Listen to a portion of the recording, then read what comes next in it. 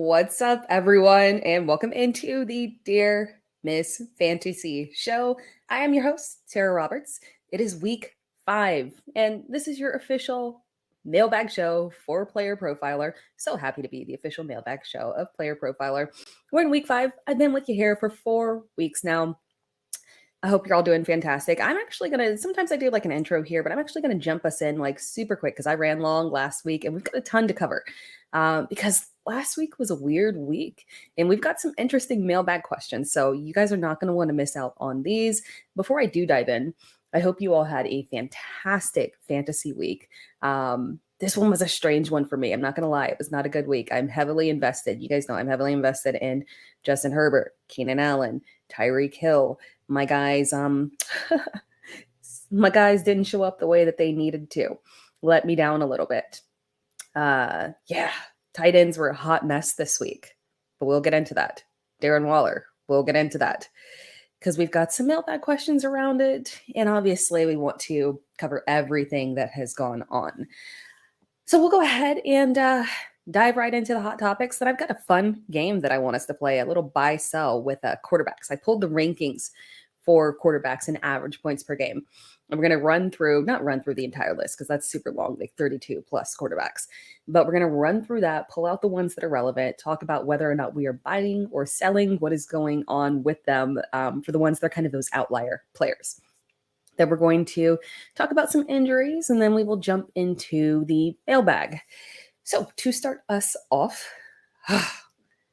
I feel like I don't want to say cheap, but I feel like I'm going for the low-hanging fruit and talking about Miami every other week. But you have to. We're going to break down this game right here, specifically talking about Achane, Mostert, and Tua. And I really want to do Achane versus Mostert because obviously we had questions not just in this show, but just all over the place. I take questions on Twitter. I do start sits throughout the week, Wednesday, Thursday, Sunday, just all multiple hours of this. So I've got a pretty good baseline for the questions and the players that you guys are honed in on. And obviously, where we were, what we were doing with Achane was a big one. And I think we talked about it last week, where we were starting him. I was okay with starting him in a flex position. Now, obviously, turns out he's more than a flex, but I was okay with starting him in a flex position. Because the thing about this Miami run game is that they have tough matchups. I'm not going to lie. It's a difficult schedule ahead for them. But the thing is that when these defenses are attacking Miami and they're looking across the backfield, now maybe this is going to have to change because of what's, the production that Achane's put out, but I don't think so because Buffalo demolished Miami. So it seems like a good script. You let the backfield run and you stop Tua, Tyreek, and Waddle. That's all you got to do. Now, granted, you have to have the defense to do it because that's a tough and it's a tall task, but that's the goal right there for defenses. They're not looking at Miami and saying, we got to stop the run. They're looking at Miami and saying, we got to stop the pass. And therefore, the backfield benefits. So from that perspective, I was looking at this as like, okay, Mostert, he's probably going to retain, 60% of the work, and Achane's going to get 40. He's earned it. That's a good share. And 40% of the backfield work for Achane, who I assume will be very productive with his carries. That was enough for me to say, yeah, we're flexing him. It's cool. I have him in a Dynasty league. No redraft shares, unfortunately. That is painful. But I have him in a Dynasty league, my favorite Dynasty league, my home league, with my brother and all his friends. And it's a deep league. 10-team league, but very deep lineup, multiple flex options, super flex, multiple. So you keep it deep so that it's competitive, even with a 10-team league. And last minute, I was like, you know what? I was looking across my lineup, pretty stacked. I'm like, you know what? I'm going to switch out Achane last minute, put him in there. I have a lot of options here, but I'm feeling like that's the direction that I want to go. And boy, was it a good choice. Achane played 60% of snaps, 8 carries, 101 yards. That's like 12 yards per carry, over 12 yards per carry. That's insane. 2 touchdowns. And the fact that this production is mainly coming on the ground, he had 3 receptions on 5 targets, 19 yards. But because he is he's being so successful because he's electric on the ground. I mean, that's incredible. It just means that in theory, can't get scripted out of the game when you're so productive on the ground. Mostert, on the other hand, unfortunately, 43% of snaps, 7 carries, 9 yards, 1.29 yards per carry, 0 touchdowns, 3 receptions, 36 yards. I started Mostert in a couple of redraft leagues. I did not expect it to flip that quickly. I mean, expected Achane to earn a strong role and to be very start worthy. Now, granted, this could have been a little bit of a game script because obviously Miami was playing from behind, and perhaps that they wanted Achane more so on the field in a negative game script. But at the same time, we talked about the fact that he got the bulk of his work and his success on the ground. Utilized in the red zone. I mean, I just don't see any downside here. This is a tough one. We can't ignore this level of performance against a strong defense. What is this man going to do against another weak defense? That's the question here. So, I mean, at this point, Achane is a must start. Mostert becomes the question of, now I guess he's the flex play that you have to worry about. And you can look at this and say, hey, I don't think that his production is going to completely disappear. And maybe things adjust in a positive game script. And I think that's what we kind of need to hone in on, is finding, fine tuning what's going to happen in terms of how this backfield will operate in a positive game script. Not saying don't believe what Achane did. Don't buy into it. Don't start him. He's clearly, obviously a top 20 back, no question. Let's just wait for Mostert and kind of see how he operates in a different game script. On the opposite end, talking about Tua, which is very interesting. Oh, by the way, actually, before I move on to the running backs, I did not get any of these mailbag questions, but I'm seeing it all over the place. Jeff Wilson. People are saying, they've got Jeff Wilson stashed on IR, or maybe he's on waivers, and people are like, what are we going to do with Jeff Wilson? I genuinely don't think that he is a viable fantasy option. Mostert is the preferred back to Wilson, in my opinion. When looking at last year, I think that's the direction that Mike McDaniel wanted to go, in my opinion. And injuries and whatnot just kind of kept it being this weird, like 50-50 split. But I think that Mostert is the preferred back between him and Jeff Wilson. So from that perspective, I would struggle to see where you need to hold on to. I mean, if he's an IR, obviously hold him. It doesn't hurt you. But I don't feel like we need to be targeting or worried about the addition of Jeff Wilson. So just keep that in mind. But moving on to Tua. And why you should sell him high over the next several weeks. Let's break down the performances of what he's done versus tough defenses. And this is like, I love Tua. I love Tua. So again, just to be very clear, love Tua. He is not putting up poor football performances. From a football perspective, it's not a major issue, right? Buffalo is just the superior team.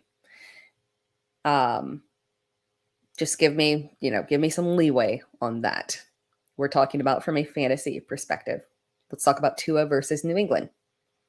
12.26 fantasy points. They won that game. But it was against a difficult defense. And that was a strong game. Raheem Mostert, that was before Achane had his breakout.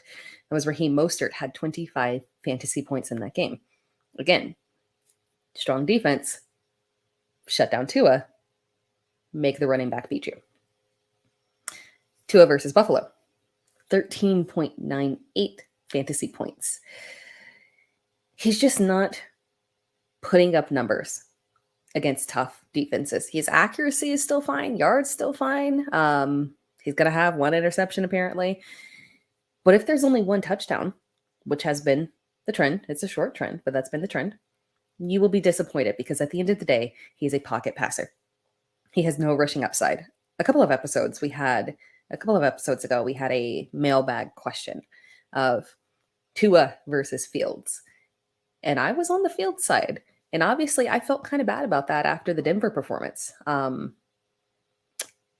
But that's just one performance, unfortunately. And I think this week kind of outlines why I'm not really all in on Tua versus a quarterback that has rushing upside. Again, from a real football perspective, zero issues. But when you have no rushing upside, and let's look at the top performing quarterbacks in week 4. Josh Allen, rushing upside. Had a rush. I don't know if he had a rushing touchdown actually, but he strong through the air, but a rushing quarterback. Justin Fields, rushing quarterback. Anthony Richardson, rushing quarterback. It certainly was not his passing. He completed 11 passes. It was certainly not his passing performance that put him up there in the top 5. Number 4, Jalen Hurts. Number 5, Lamar Jackson. Top 5 quarterbacks, rushing upside. That is the issue there, unfortunately, with pocket passers in fantasy football. There is a limit to the upside that they have. Now, that being said, Tua is still a fine start, but you just have to realize that more than likely in these tough matchups, he is someone that you maybe need to pivot away from and look for a higher upside streaming option in a better matchup. And the problem with why I think he personally is a sell high. Now, wait over the next couple of games, right? Not right after this one, but wait over the next couple of games. He'll bounce back. His playoff schedule: New York Jets, Dallas, Baltimore. I don't know how comfortable I feel starting Tua, and I could theoretically start him against Baltimore, but Baltimore is one of those defenses where their defense against the pass purely depends on who is healthy at the time. So you never know with them. You never know. But the Jets and Dallas, I don't know if I feel comfortable starting Tua at that time, unfortunately. So that's the only concern there for me. Let's talk about Chicago as well. We'll do this real quick here. Since we were just talking about Tua versus Justin Fields. So Justin Fields with this incredible bounce back performance, right? And if you watched the show last week or any of the content or anything that I did this past week, one of the things that I said was like, we're not bailing out. This was a huge part of last week's show, honestly. We're not bailing out on Justin Fields right now. It's not happening. You got to consider he did have difficult matchups, and there was logical reasons as to why he was underperforming. And you couldn't not send him out there against Denver. I hope you listened. I hope you did it, because incredible performance. And I think it just, it highlights, honestly, you can kind of technically roll out anyone and everyone against Denver. That defense is dreadful on another level. Justin Fields has never had a 300-yard passing game prior to this point. That is how bad that Denver defense is. 28 completions, 35 yards. They had him out there looking like he was Patrick Mahomes. 4 passing touchdowns. This is bad. He didn't do it on the ground. He had only 25 rushing yards. That Denver defense is bad on another level. That said, Denver won the game. So Chicago. Is Chicago going to implode? Yes. Yes, they are. Eberflus is a mess. Beyond the whole Chase Claypool being told to stay home and Eberflus saying, no, he chose to. And then a Chicago representative saying, no, he was told to stay home. I mean, honestly, I just don't. The only way that he makes it through the season is if they look at him and say, you know what, he's doing such a poor job. Just guide us to this this first overall pick. Just go right on and do that, since clearly them and Carolina's pick, Chicago is going to have two very, very high draft picks. But the thing that I want to point out here is that Justin Fields bounced back. Fantastic.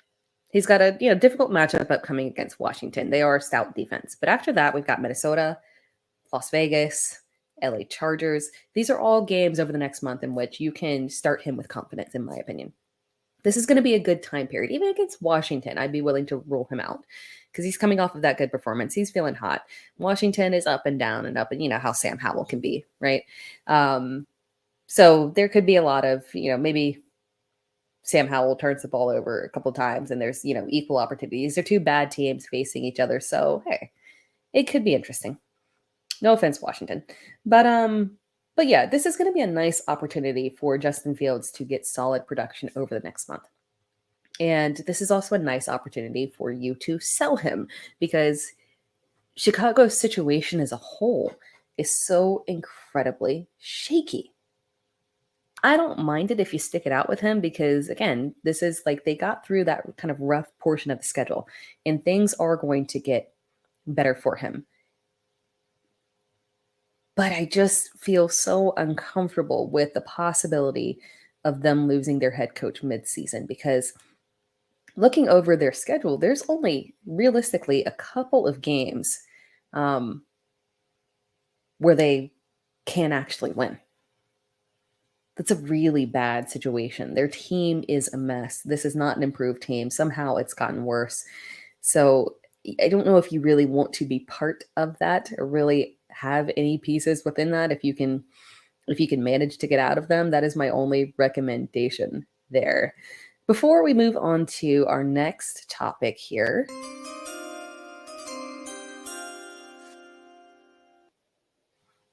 let's hear a word from our sponsor. This episode brought to you by Mojo. Mojo is that player stock market. We love Mojo because we like making lifetime bets on players. You run out the clock on these guys.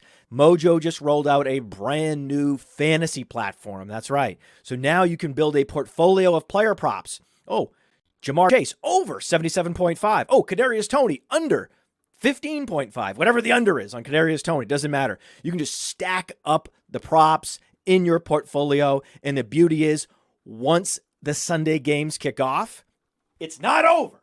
It's not over until it's over with Mojo because once those games kick off, you can then move in and out of positions. Let's say that you're well ahead of expectations. You can cash out. Let's say you're behind expectations. You're underwater. Well, you can double down. That's what makes Mojo so special, why they're different. Check it out. Go to the App Store, get the Mojo app, and use the promo code UNDERWORLD. The promo code UNDERWORLD gets you a 100% deposit match up to $100. So the promo code is UNDERWORLD, and they will match your deposit dollar for dollar.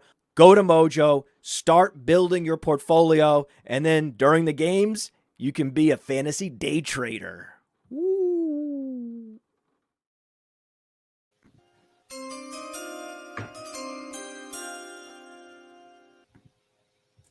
All right, let's jump back into the show. I wanted to try something different for this week because it's a new show. We can try fun new things, see how we like it. Let me get, if you listen to this, either if it's on the YouTube channel, on the Player Profiler YouTube channel, let me know in the comments what you think. If you're listening on the podcast version, you can tag me on Twitter, or you can go to the YouTube channel and drop a comment in there after the show as well. Just let me know. Let me know if this is something that you'd like to do on a weekly basis. We're going to do a little buy or sell here before we move on to the mailbag portion. We're going to do a little buy or sell here. I pulled the quarterbacks, season-long performances and average points per game. Removed the guys like Aiden O'Connell and Andy Dalton, the one-hit wonder. And we're going to go through and see where these guys are ranked and talk about whether we buy or sell it. Now, we're going to jump over the ones that are obvious. My boy, Justin Herbert, QB1. Obviously, I buy it, but we'll jump over the obvious ones. So guys like Justin Herbert and Josh Allen. We'll go ahead to QB3. Anthony Richardson. Are we buying into Anthony Richardson. Yeah, we have to. I know we have to. The passing will be up and down, unfortunately, for people who roster like me, who roster Michael Pittman Jr. There are going to be some ebbs and flows within this situation, but they don't have the worst schedule in the world. They have some pass-friendly situations, like we've got Tennessee coming up, and I know Joe Burrow failed to. We'll talk about Joe Burrow in a second. Don't think that I'm skipping over that. I'm not. Joe Burrow failed to take advantage of that Tennessee defense, but I think that Anthony Richardson could take a decent stab at it. So we could see a nice little bounce back here for those pass catchers. But Anthony Richardson has had a rushing touchdown in every single game this season. Now we have the caveat. We do have the caveat of Jonathan Taylor potentially coming back and how that could affect this offense. Would the head coach, I don't think there's, the bitter feelings appear to be between Jim Irsay and Jonathan Taylor. I don't feel like Shane Steichen is really involved in this. He's new to the team. He doesn't really have a dog in this fight. I imagine that like this can't be negativity from Jonathan Taylor towards him, but I think it kind of comes down to how Shane Steichen wants to utilize Taylor within this offense. If he does indeed play this week or next week, or whenever he does play, it's going to be interesting because as we've seen previously in Shane Steichen offenses, the rushing quarterback does in fact get the preference. Miles Sanders had a fantastic year last year in Philadelphia. Yards per carry, yards obviously were strong and whatnot. He put up, a near RB1 performance, but obviously, it does kind of cap the rushing touchdowns and the upside that you have. So it's going to be interesting to see how he does that. But I am buying Anthony Richardson and this performance that he has had thus far. And I know it is heavily based off of the rushing upside that he brings on the ground, but I just don't see where that disappears or where they make a major adjustment to kind of limit him. And it's possible that the addition of Jonathan Taylor as a running back just opens things up even more for him. So, I mean, this is just, you have to buy into it. And it'll be fantastic once we finally see him kind of pull together that the passing portion as well. Strong in week 1, but that was against Jacksonville's defense, which has been a little shaky. LA Rams defense kind of gets up per game. So, I kind of expected this one to be a little bit more of a struggle for him, but we're buying into Anthony Richardson. Number 4, though. Do you guys know who number 4 is? Number 4 is my boy, Jordan Love. Are we buying into Jordan Love's performance as the overall QB4? Yes, we are. I am. Look, is it going to stay at the top 5? No, it's not. But he is a QB1. So we are buying into that from that perspective. At this point, Jordan Love is a solid start, especially given the matchups. You look at their upcoming schedule. We've got Vegas this week. No, Justin Herbert kind of laid a little bit of an egg last week against them with his unfortunate finger injury. But other than that, Vegas has not been a very difficult defense. We've got Denver after the bye week, Minnesota. I mean, LA or Pittsburgh, LA Chargers. This is who else? Oh my gosh, the New York Giants. This is a good schedule for Jordan Love. Like really, really good. So he benefits from that. And on top of that, the thing that I wanted to point out with him as well, with Jordan Love, and why I am buying into it. Their offensive line is terrible. They lost David Bakhtiari for the season. And as we see this offensive line struggle, we are going to see the rushing game struggle. We've watched A.J. Dillon. I know if you've watched it, I've watched it. I'm a Packers fan, and I've watched A.J. Dillon struggle at the goal line for 4 weeks in a row. And this just ain't it, unfortunately. I don't believe that he has the push to be able to push beyond this offensive line not being good, unfortunately. And I think what we're going to see is we're getting to that red zone. We're going to see more tilting towards Jordan Love. Matt LaFleur calling Jordan Love's number and saying, okay, you run it in if you've got it. he's going to have that option, in my opinion. And with that rushing upside that we just talked about with Anthony Richardson, these rushing upside quarterbacks, he just has more rushing upside than we thought. There's not a ton of yards there. He had -2 yards in one rushing touchdown. Crazy. But the opportunity is there. And I think that it's going to, give him that solid, stable floor. So I'm buying into Jordan Love as a top 12 quarterback. Not top 5, but I think he's a solid QB1. And if for some crazy reason he is not rostered in your league, he has to be at this point. Jumping down, Tua. We talked about Tua, so I'm not going to dive into this one. I am on the sell side with Tua, unfortunately. It's just pocket passer. You get a little bit concerned, and there are going to be those games where he does have those subpar performances. Now, jumping down, and that's Tua at QB7. Now, jumping down to QB8, we have Kirk Cousins. Are we buying into Kirk Cousins? He finally had the anti-Cinderella game. In a good matchup, actually, against a Carolina defense. 12 completions, 19 attempts, 139 yards. Now, granted, sometimes Carolina's defense can get up. They've got talent, but they have also dealt with a lot of injuries. So I was kind of surprised a little bit that he wasn't able to exploit that defense a little bit more. Upcoming now this week against Kansas City, I waver a little bit, but you do kind of have to buy into what Kirk Cousins is doing. The reason we're seeing such an aggressive uptick in his production is that the defense is absolutely terrible.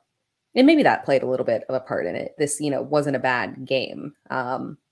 So maybe that played a little bit of part in why Kirk Cousins didn't have to push aggressive volume. But most of the time, he is having to push aggressive volume to make up for the fact that his defense is worse than last year, unfortunately. So Kirk Cousins is a top 12 quarterback. We are buying. I guess I'm buying a lot of stuff. Selling too. So buying Anthony Richardson, buying Jordan Love, selling Tua. I feel like you guys are going to come at me with a pitchfork for that one, but I've got my reasons. We talked through it. And buying-ish Kirk Cousins. And then one more in the top 10 or top 12, coming in at 11. CJ Stroud. Are we buying into CJ Stroud? We are buying into CJ Stroud as a guy that you must roster, a guy who is a strong streaming option. Not necessarily a weekly start, but again, I talked about CJ Stroud a little bit last week, and I have across other platforms as well. What CJ Stroud is putting out has been highly impressive. We have to buy into it. He's bringing, as a rookie, he's bringing everything that we need to see. So fantastic, really, overall, and 100% something that you have to buy into just because of the way that he's doing it as well. He's very efficient. He's throwing for yardage as well. These are, the deep ball is fantastic. He's not, these are not, check downs and dink and dunk and, that way of getting fantasy points. But no, he is a quarterback. Looks excellent. We're not seeing those rookie issues from him. He is pushing this team forward in a way that is very impressive. Shout out to D'Amico Ryans as well, just really pulling this whole group together. Now we're going to go down further down the list to number 21, Trevor Lawrence, averaging 15 fantasy points. This one hurts, obviously, aside from me being Clemson alumni. I really thought that this was going to be a strong performance, from a strong year from Trevor Lawrence, coming off of that strong finish to the season. And I don't see the progression. It's like a trumped up version of Chicago, unfortunately, where they look very similar to last year, and it doesn't look like they made any improvements. We thought offensively they would see improvements with Calvin Ridley, but aside from that first game, Calvin Ridley he's been a dud, unfortunately. Christian Kirk stepped up. Zay Jones has been dealing with an injury, but overall, this offense should be performing at a higher level, and it's been disappointing, unfortunately.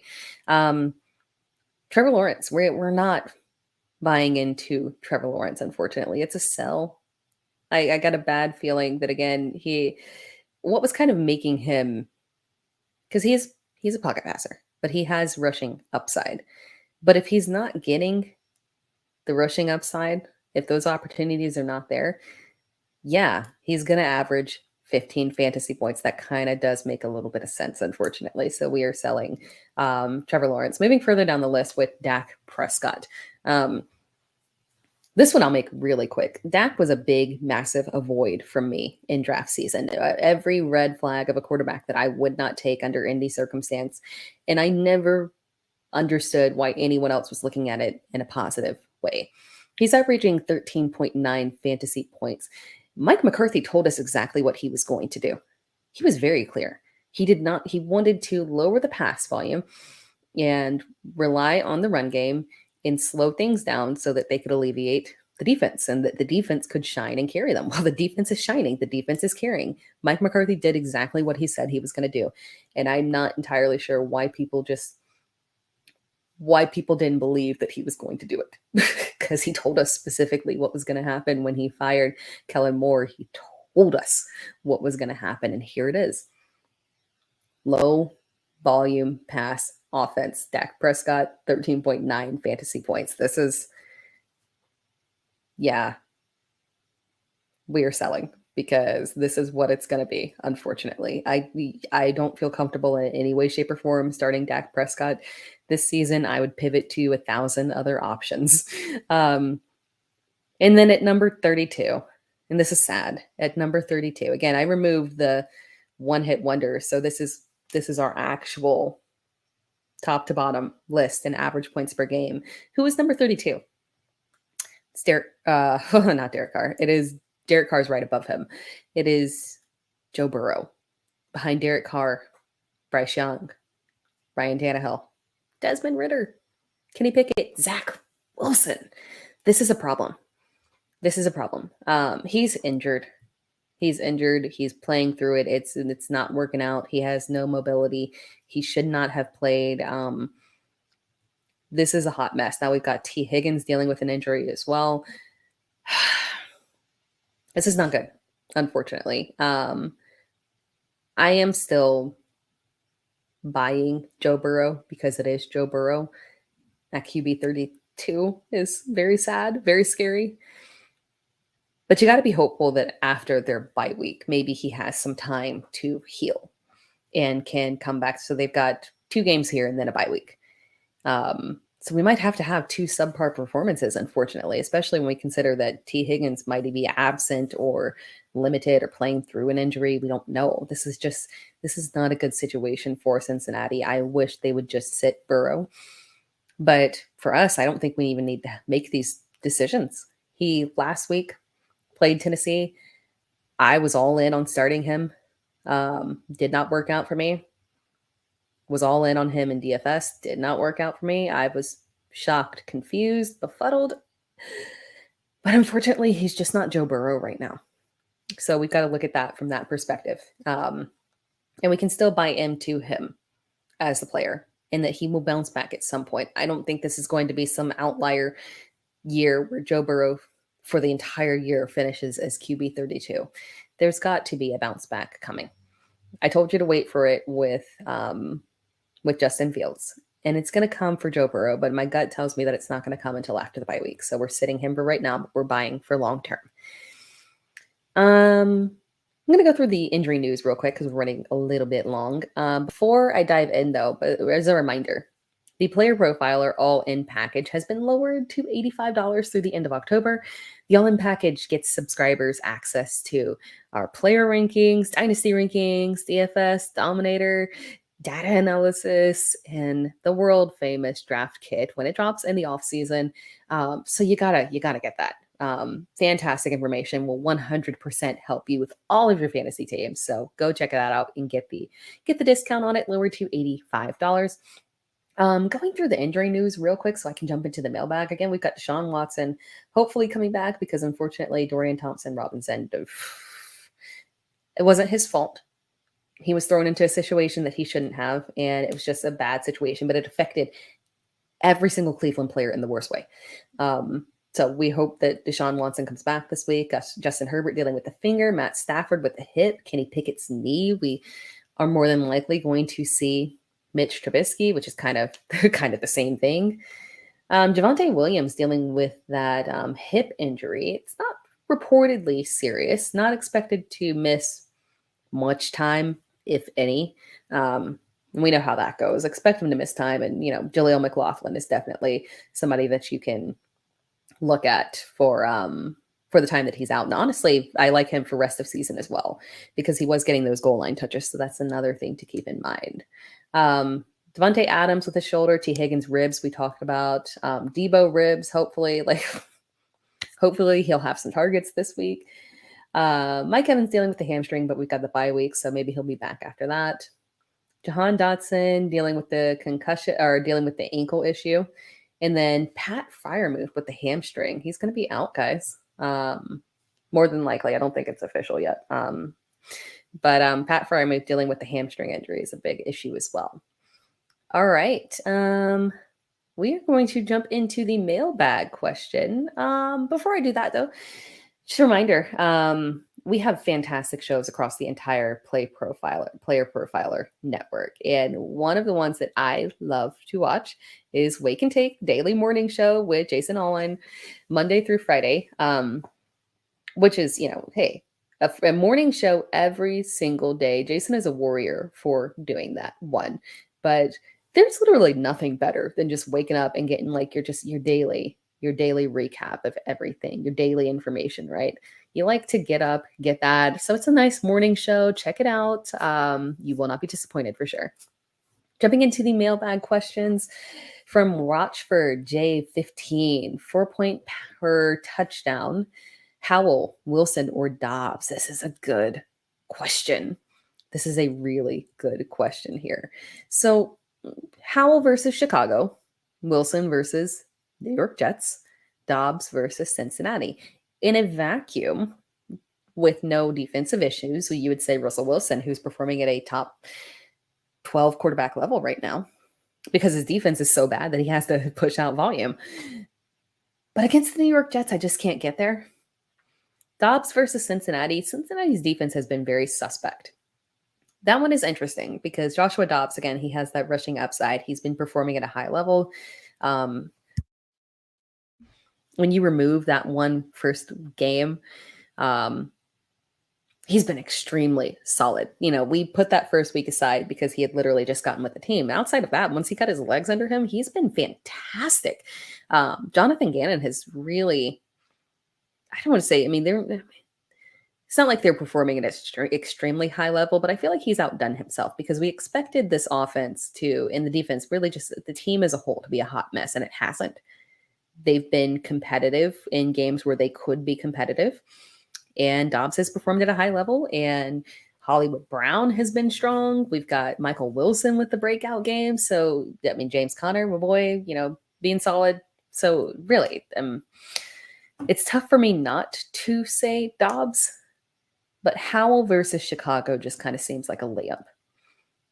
Now, granted, he could have his Sam Howell moments, but that is the direction that I would go with, attacking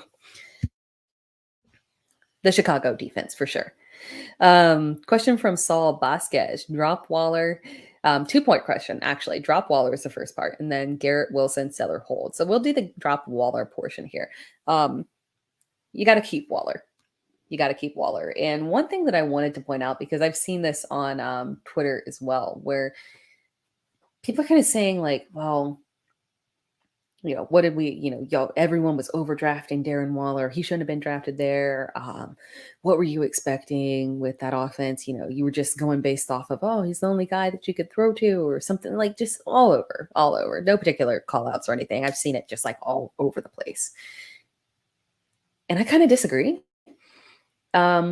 We are holding Waller because he is, at the end of the day, he is Darren Waller. And as long as he's healthy, he is still a viable fantasy option, even in such a dreadful New York Giants offense. But did we really overdraft Darren Waller? Tight ends in general just go higher than they should. But if we look at the guys that were being drafted behind Darren Waller, so Darren Waller was being drafted as tight end 5. Being drafted behind him is Kyle Pitts. He's outperforming Kyle Pitts. Dallas Goedert. Dallas Goedert, who has literally given us nothing. Evan Ingram is the only one being drafted behind Darren Waller that has massively outproduced him. We underestimated the continuation of Evan Ingram's development and his resurgence, and the way that he has been, him and Travis Etienne have been the only steady pieces within that Jacksonville offense. But other guys being drafted behind Darren Waller, David Njoku, Pat Freiermuth, Dalton Schultz, Dalton Kincaid, like, no, Darren Waller wasn't overdrafted. He was drafted exactly where he needed to be. It's just that tight ends as a whole have been dreadful. That is the only difference there. So we're keeping Darren Waller. Brian Daboll has to figure something out here. That's the big issue. But we're keeping Darren Waller. Sell or hold with Garrett Wilson. We're holding. I'm hold and keep positive today. We're holding Garrett Wilson. This is the first sign of life that we've had from Zach Wilson. The first time that we've seen support from his teammates. The first time we've seen decent development for him. And if he can continue down this path, and if the Jets can have more positive feelings toward him, he's got the support of Robert Saleh, and if the team can rally behind him after the performance that he put on against Kansas City, I can see where this can not head in a winning direction, but in a more positive direction to where we feel more comfortable with Garrett Wilson. I don't think that I don't think that anyone is going to give you what you want for Garrett Wilson. If you can sell him for good value, yeah, do that. But don't sell him low right now. Don't look at Garrett Wilson and say, I'm trying to get out of Garrett Wilson. I would not sell low on him. By the way, that question was from TR, Riz, and J. All right, next question from BG97. What to do with Roschon Johnson? Hold or drop? I told you guys I was hold happy and keep happy, and I'm sticking with that. We're holding on Roschon Johnson. This was the first positive game script that we have seen from Chicago. And I think we need to consider that they may, if they are able to rely on Khalil Herbert on the ground, they may just prefer to do that. Or if he's hot and things are going well and they're up and they can do that, I think that's what happened. I think we discovered that in a positive game script, we might see Roschon Johnson scripted out. But the good news is that not everybody is Denver's defense, and there's probably not going to be a bunch of positive game scripts for Chicago moving forward. So that said, I still think that Roschon does have a role within this offense. I think it just might be a little bit game script dependent, and we need to be a little bit more cautious with him. Khalil Herbert, if you do have him and you want to sell high on him, I would totally do that right now, because I don't think that this production will stick. I think we will see more of what we saw before, games where he was getting 30 to 40 yards total on the ground. I think this game might have been an anomaly of facing the Denver defense. And then one more question from Alton George. Was Gibbs for JT the move? I think it was. Now, I've been a little bit more positive towards Jonathan Taylor and the potential that he will play at some point. We're in October now. In my opinion, we'll see him play in October. And whether or not it comes for Indianapolis or another team, that's the question. But I kind of think that teams maybe want to see him on the field before they sell. I mean, we've got until the end of the month for a trade to happen. But at the very least, we've seen Zach Moss thrive within this offense and have very solid games. So we're seeing that this, the offense is gelling. The line is fine. The run game is fine. We've got good quarterbacking from Anthony Richardson. So Jonathan Taylor, if he did stay in Indianapolis, would have solid opportunity. Gibbs, unfortunately, and this is kind of where we haven't talked about Jameson Williams because it's not a waiver wire show, but I worry that, and I have this same worry with Jamison Williams, which is why I bring it up. Dan Campbell is not going to change, in my opinion. This is working for them. Relying heavily on David Montgomery is working for them very well. And I don't think he's going to acquiesce on that. So Gibbs is unfortunately in a DeAndre Swift situation where he is limited and the production is just not there and we can't depend on him. And where we were drafting him, it was an overdraft. So yeah, Gibbs for JT was the move. Gibbs for anybody might be the move if you can get somebody to buy him. But at this point, I don't think you can, unfortunately. He is a hold. If you were able to move him, you did it. That was smart for sure. If you did make that trade, excellent trade. If not, we're holding Gibbs for right now and we're praying that at some point we can sell him because got a bad feeling. All right. That wraps things up for the Mailbag Show. If you have any questions, you can always hit me up on Twitter at It's Sarah Time. Tag me, and I do my best to respond to you. If you got any start-sit questions, trade questions, any of that good stuff. And then also let me know if you want any of your questions on the Mailbag Show as well. If you're listening on the podcast version, please subscribe. That would be greatly appreciated. If you are watching this on YouTube, make sure that you like the video, drop me a comment, let me know what you think, and make sure that you're subscribed to Player Profiler as well. And that wraps things up. Good luck with your fantasy lineups next and this week. Good luck with your fantasy lineups this week, and I will catch you again